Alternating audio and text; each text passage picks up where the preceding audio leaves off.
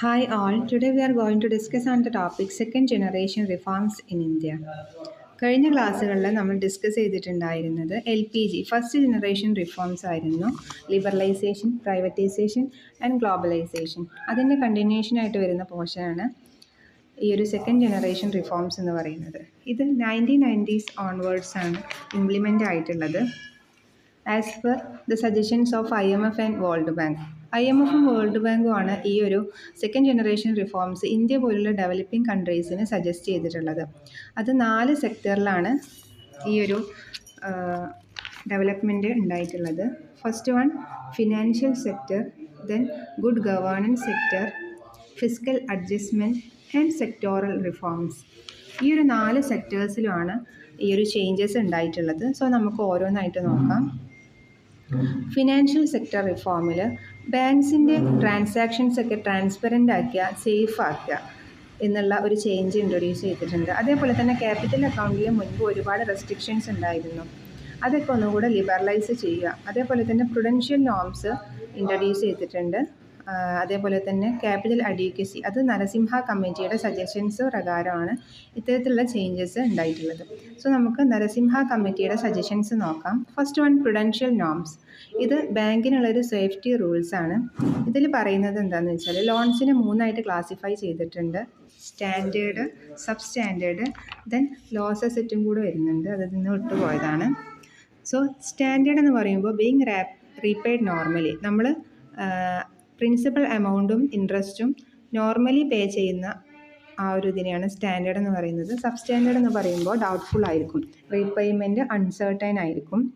Then third one loss asset ആണ്. Money is almost certainly lost, അതായത് repayment uncertainty മാത്രമല്ല, അത് തീർച്ചയായിട്ടും അടക്കൂല എന്നുള്ള ഒരു കണ്ടീഷൻ വരുമ്പോൾ ഉള്ളതാണ് ലോസ് അസെറ്റ്. അപ്പോൾ ഇതിന് വേണ്ടിയിട്ട് banks must keep some money provision for risky loans so they can handle losses. ഇതിന് വേണ്ടിയിട്ട് ബാങ്ക്സ് ഒരു certain amount of money keep ചെയ്യണം, പ്രൊവിഷനായിട്ട് കീപ്പ് ചെയ്യണം ഫോർ റിസ്കി ലോൺസ്, ഇത്തരത്തിലുള്ള റിസ്കി ലോൺസിന് വേണ്ടിയിട്ട്. ദെൻ നെക്സ്റ്റ് വരുന്നതാണ് ക്യാപിറ്റൽ അഡ്യൂക്കസി, സേഫ്റ്റി കുഷ്യൻ എന്ന് പറയുന്നത്. ഇതും നരസിംഹ കമ്മിറ്റിയുടെ സജഷനിലാണ്, രണ്ടാമത്തെ സജഷനാണ്. Bank must keep a minimum amount of their own money compared to the loans they give out, capital adequacy ratio. അതായത് നമ്മൾ പറഞ്ഞു ബാങ്ക്സ് എത്രയാണോ എമൗണ്ട് ലോണായിട്ട് പ്രൊവൈഡ് ചെയ്യുന്നത് അതിനെ കമ്പയർ ചെയ്തുകൊണ്ടുള്ള ഒരു സർട്ടൻ എമൗണ്ട് ഓഫ് മണി നമ്മൾ പ്രൊവിഷനായിട്ട് അല്ലെങ്കിൽ സെറ്റ് അസൈഡ് ചെയ്യണമെന്ന്. അതിന് പറയുന്ന പേരാണ് ക്യാപിറ്റൽ അഡ്യൂക്കസി റേഷ്യോ, ആർ എന്ന് പറയുന്നത്. For example, if A bank gives 100 crore in loans, it should keep 9 crore if the capital adequacy ratio is 9%. ഒരു ബാങ്ക് 100 crore ആണ് ലോണായിട്ട് പ്രൊവൈഡ് ചെയ്യുന്നതുണ്ടെങ്കിൽ അതിൻ്റെ ക്യാപിറ്റൽ അഡ്യൂക്കസി റേഷ്യോ 9% ആണെങ്കിൽ അത് 9 crore ഈ ഒരു പ്രൊവിഷനായിട്ട് സെറ്റ് അസൈഡ് ചെയ്യണമെന്നാണ് ഈ ഒരു ക്യാപിറ്റൽ അഡ്യൂക്കസി റേഷ്യോയിൽ പറയുന്നത്. ഇതുകൊണ്ട് നമുക്ക് എന്തെങ്കിലും ലോസ് ഉണ്ടാവാനുള്ള ചാൻസ് ഉണ്ടെങ്കിൽ അത് നമുക്ക് അഡ്ജസ്റ്റ് ചെയ്ത് പോകാൻ പറ്റും. Then non performing asset. A loan where the borrower hasn't paid interest or principal for 90 days or more. ഒരു ബോറോവർ ലോണ് 90 days ആയിട്ടും അതിൻ്റെ ഇൻട്രസ്റ്റും പ്രിൻസിപ്പൽ എമൗണ്ടും തിരിച്ചടച്ചിട്ടില്ല എങ്കിൽ അത്തരത്തിലുള്ള അസറ്റിനെ നമ്മൾ നോൺ പെർഫോമിംഗ് അസറ്റായിട്ട് ട്രീറ്റ് ചെയ്യും. ഇത് ബാഡ് ലോൺ ഐഡൻറ്റിഫിക്കേഷൻ പ്രോസസ്സിനും ഈ ഒരു ട്രാൻസാക്ഷൻസ് ഒക്കെ കൂടുതൽ ട്രാൻസ്പെറൻറ്റും ഏർലി ആക്ഷൻസ് ടേക്ക് ചെയ്യാനുള്ള ഒരു ഹെൽപ്പും കൂടെ ഇതിൽ ചെയ്യുന്നുണ്ട്. So these are the recommendations suggested by Narasimha committee.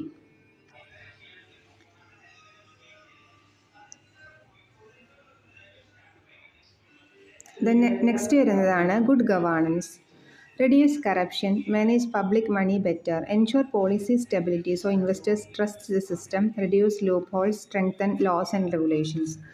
Corruptions, അഴിമതികളൊക്കെ റെഡ്യൂസ് ചെയ്യുക. അതേപോലെ തന്നെ പബ്ലിക് മണി, നമുക്കറിയാം പബ്ലിക് മണി മെയിനായിട്ടും കിട്ടുന്നത് ടാക്സിലൂടെയാണ്. അത്തരത്തിലുള്ള പബ്ലിക് എമൗണ്ട് ബെറ്ററായിട്ട് യൂസ് ചെയ്യുക. പോളിസി സ്റ്റെബിലിറ്റി ഒക്കെ എൻഷുർ ചെയ്യുക. അപ്പോൾ ഇൻവെസ്റ്റേഴ്സിന് കൂടുതൽ ആ ഒരു സിസ്റ്റത്തിൽ ട്രസ്റ്റ് ചെയ്യാനുള്ള ചാൻസ് ഉണ്ട്.